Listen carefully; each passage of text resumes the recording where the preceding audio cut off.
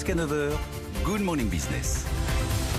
Il est 8h17, un ministre du concret sur ce plateau ce matin, Alain Griset, ministre des PME. Bonjour Alain Griset. Bonjour. Je rappelle votre parcours, vous avez créé une entreprise de taxi, après vous êtes devenu président de l'Assemblée permanente des chambres de métiers et d'artisanat et vous étiez président de l'Union des entreprises de proximité, syndicaliste, un syndicaliste derrière un Marocain. Ça change la vie ?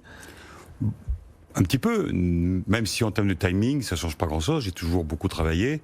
La différence maintenant, c'est que mes anciens collègues me disent il faut que tu fasses ce que tu avais demandé avant. Et alors, on va essayer. Est-ce que vous avez, justement, on va parler très concrètement des PME, de tout ce qu'elles attendent de vous pour traverser cette crise, est-ce que vous avez les coups des francs pour justement répondre à ce que vous disent sur le terrain les chefs d'entreprise, les entrepreneurs, les patrons ? Dans un gouvernement, on ne décide pas tout seul. Ouais. Je travaille avec Bruno Le Maire, naturellement les arbitrages ensuite du Premier ministre, du Président, mais néanmoins aujourd'hui, j'étudie avec mes collaborateurs tous les dossiers. Alors, il y a ce qui est visible. Ce qui est visible, c'est le traitement de la crise actuelle. Puis après, il y a tout le travail de fond que nous effectuons. Et j'espère dans les prochaines semaines pouvoir dire aux entrepreneurs qu'en termes de simplification, décomplexification, d'écoute particulière, ils seront entendus. Alors, il y a une polémique politique quelques jours sur les PME oubliées du plan de relance, sur les 100 milliards. Certains disent qu'il n'y a que 3 milliards pour les PME. C'est vrai, ça ? Je ne suis pas dans la polémique, on est dans le concret dans ce ministère. 100 milliards plan de relance, 25 milliards très directement concernant TPE, PME et 40 milliards de façon indirecte. Je prends un exemple vraiment très concret. Les entreprises du bâtiment, les artisans, les PME, 7 milliards disponibles. Numérisation, pour, moi j'espère, en 2021, 1 million d'entreprises accompagnées en termes de numérisation. Les foncières, achat de locaux dans les communes pour remettre des activités économiques. Tout ça, c'est du concret de tous les jours, au-delà même de ce qu'on fait pour accompagner les secteurs. Fonds de solidarité, prêts garantis par l'État, cotisation sociale, activité partielle, tout ça, ça continue. Ouais, et même on le fait maintenant, je veux dire, du sur-mesure, secteur par secteur. Il ne faudrait pas que le chef d'entreprise se transforme en chasseur de primes, de subventions et d'aides d'État avec cette période compliquée. D'abord, je crois que ce n'est pas la mentalité de la plupart des chefs d'entreprise, PME, TPE. Mais il est normal aussi, comme on le fait pour les salariés, qu'on puisse permettre à ces entreprises de passer un moment très particulier, très difficile. Et naturellement, nous regardons, ce n'est pas de la distribution à gogo. On regarde les secteurs qui en ont le plus besoin et au fur et à mesure, les choses vont de façon dégressive. L'État n'a pas vocation à financer l'économie à vie. Mais par contre, il est normal qu'on accompagne les secteurs les plus en difficulté. Alors, on va prendre un exemple concret, parce que je sais que vous les recevez vendredi, le secteur des discothèques, boîtes de nuit, complètement sinistrés parce qu'eux n'ont pas pu rouvrir. Qu'est-ce que vous allez leur dire vendredi ? D'abord, la vérité. La vérité, c'est qu'il y a aujourd'hui une question sanitaire, vous voyez bien, qui n'est pas réglée. Bien sûr. Et que Olivier Véran, avec toute la bonne volonté du monde, me dit aujourd'hui, discothèque, on ne peut pas passer le message qu'on va ouvrir les discothèques. Alors, on dit à tout le monde qu'il faut faire attention, qu'il faut rester le plus possible en situation de précaution. Donc pour eux, on a prorogé les dispositifs existants, le chômage partiel, par exemple. Aujourd'hui, on va au-delà, puisque par exemple, le fonds de solidarité, j'ai discuté avec eux au mois de juillet, on a fait sauter tous les critères. Au lieu de dire c'est 5 000 euros au deuxième niveau, on a dit c'est 3 fois 15 000.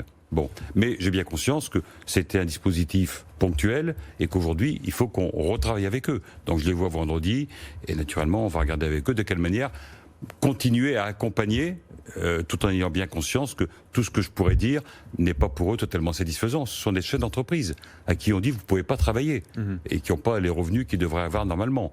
Donc on essaye de faire pour le mieux dans une situation difficile.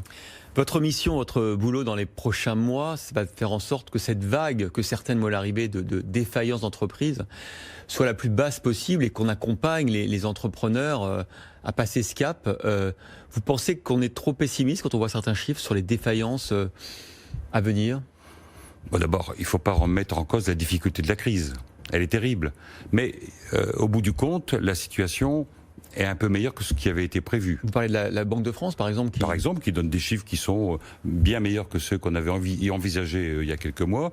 On voit bien que l'activité, la reprise a été meilleure, même s'il ne faut pas nier qu'il reste à avoir des secteurs encore très touchés. Une partie des cafés, hôtels, restaurants, le tourisme, tout ce qui est l'événementiel, on voit bien que là, c'est difficile. Mais globalement, ça va un peu mieux. Et les mesures que nous prenons, le plan de relance a pour objet de donner le petit coup de pouce en plus. Si les Français, ceux qui ont mis de l'argent de côté, pouvaient eux-mêmes contribuer un peu plus à la consommation, ça serait encore mieux. Vous voulez que les Français dépensent les 80 milliards qu'ils ont accumulés? Je pense qu'ils pourraient se faire notamment. plaisir, ils pourraient améliorer leur habitat, voilà, ils pourraient participer à la relance. Alors ils le font un peu, d'ailleurs on voit que si le rebond est plus rapide qu'anticipé en France, c'est parce que les Français consomment quand même. C'est bien, c'est vrai, mais il y a quand même encore 80 milliards, l'État met 100 milliards, il y a 80 milliards, donc tout ça, c'est dans le bon sens. Il faut presque être patriote en dépensant l'argent accumulé pour ceux qui ont pu le faire pendant le confinement? Un petit peu comme au niveau sanitaire, chaque Français a une part de responsabilité, une part de réussite. Sur le plan économique, c'est pareil. L'État joue son rôle. Chaque Français qui le peut, naturellement, peut contribuer d'une façon ou d'une autre, en acheteur français, en ayant une activité de loisir, quand c'est possible, en améliorant son habitat. Tout ça, ce sont des gestes qui contribuent à faire que la France va mieux. Alors on parlait de l'hypothèse d'augmentation des défaillances d'entreprises. On a vu, on en a parlé dans le journal, qu'il y a un amendement qui serait déposé au projet de loi sur la simplification administrative pour pérenniser dans le temps les mesures du confinement, c'est-à-dire l'accélération des procédures de sauvegarde. Alors je sais bien qu'on parle de procédures judiciaires et que c'est jamais une très bonne nouvelle pour les entreprises, mais parfois ça permet de protéger l'entreprise et ses salariés. Oui, nous allons travailler avec Éric Dupond-Moretti sur ce sujet. Moi, je souhaite qu'on fasse un effort avant cette procédure. C'est-à-dire que la défaillance d'entreprise, si elle est prise au tout premier moment, 9 fois sur 10, c'est même pas la peine d'aller au tribunal. On arrive à accompagner. Parce que dans une entreprise, comme dans la vie quotidienne d'un être humain, il peut avoir une difficulté. Voilà, et c'est pas parce qu'on a un rhume qu'on considère qu'on est totalement à la mort. Donc, une entreprise qui a une difficulté de paiement, difficulté de clientèle, difficulté de santé, il faut qu'on l'accompagne tout de suite, très vite, de façon à ce qu'elle n'aille pas dans cette procédure du tribunal qui est traumatisante pour beaucoup des entrepreneurs. Donc, il y a deux éléments importants. À améliorer la procédure tribunal, accélérer, accompagner, mais surtout prévenir avant. Les mesures exceptionnelles du confinement, elles vont être adoptées dans la loi. Oui, et puis on va, à côté de ça, avoir un gros travail de fait, à côté du plan de relance, pour essayer de décomplexifier, pour essayer de raccourcir les délais, pour avoir un État qui soit un État d'écoute et d'accompagnement. Je crois que ça, c'est extrêmement important, en particulier pour les petites entreprises. Alors, il y a quelque chose qui inquiète aussi les petites entreprises et leurs dirigeants, c'est le fait que les reports, par exemple, des loyers commerciaux, les reports de charges, on arrive au bout, il va falloir payer maintenant. Est-ce qu'on peut imaginer une forme de lissage ? Tout d'abord, il y a, sur les cotisations sociales, le lissage a été prévu. Le report de cotisations sur 3 ans. Sur le prêt garanti par l'État, au bout de la première année, on peut aller jusqu'à 6 ans. Avec des conditions financières assez intéressantes, entre 1,5 et 2,5% à peu près dans les banques. Sur l'année 2 et 3, 1%. Et au-delà de la 3e année, on est au maximum à 2,5%. Précision, toujours garantie 90% par l'État. Ce qui est quand même quelque chose d'important. Sur les loyers commerciaux ? Il y a un sujet sur les loyers. Sur les loyers, le vrai sujet, c'est qu'une grande partie des loyers, les bailleurs, ce sont monsieur et madame tout le monde. Bien sûr. Et pour une partie d'entre eux, c'est leur retraite, c'est leur revenu. Et donc, on peut difficilement dire à monsieur et madame tout le monde qui a 800, 900 euros de retraite, on ne va pas avoir le loyer. Donc là, on a un sujet particulier.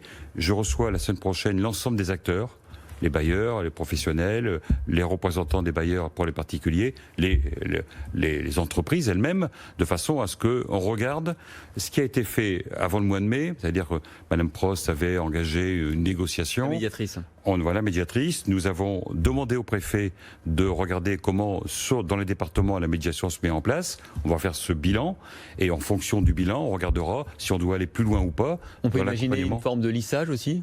On peut imaginer toutes sortes de solutions, mais en tout cas, c'est sûrement un des sujets qui n'est pas encore totalement traité. Et donc, on va le traiter naturellement. On a vu dans l'actualité beaucoup de défaillances de reprises d'entreprise, Alinéa, Bio c'est bon, Fauchon. Il faut laisser faire le marché, il faut laisser faire ces défaillances, parce qu'il y a souvent une pression sur le gouvernement, une pression politique, pression de la société sur le fait d'intervenir. C'est quoi votre position à vous ? Je pense qu'il ne faut pas tout laisser faire. Et Bruno Le Maire l'a dit, il y a quelquefois un certain nombre de cas où les entreprises ne jouent pas le jeu. C'est surtout dans les plus grosses.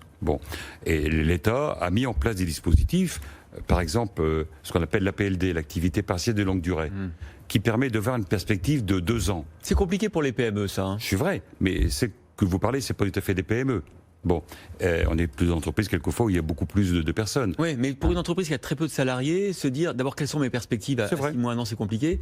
Et puis en plus, il ne faut pas simplifier un peu, peut-être pas pour les toutes petites entreprises, mais pour les entreprises, je sais pas, de 50, 100 salariés, parce qu'il faut un accord aujourd'hui, il faut un accord avec les organisations collectives pour mettre en place le dispositif de longue durée. Bon, la PLD, c'est quelque chose qui donne de la perspective. Et vous avez raison, tout le monde n'a pas une perspective très lointaine. C'est pour ça d'ailleurs que dans les 2 ans, on a fait des périodes de 6 mois.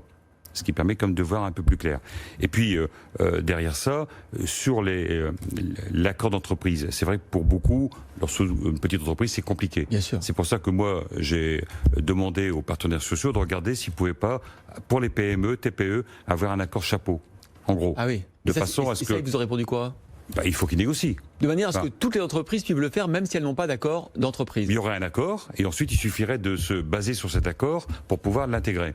Bon, c'est une simplification importante. Puis par ailleurs, à côté de cette APLD, il y a toujours un dispositif actuel d'activité partielle, ce qu'on adapte en fonction des secteurs. Donc je pense que l'État joue son rôle.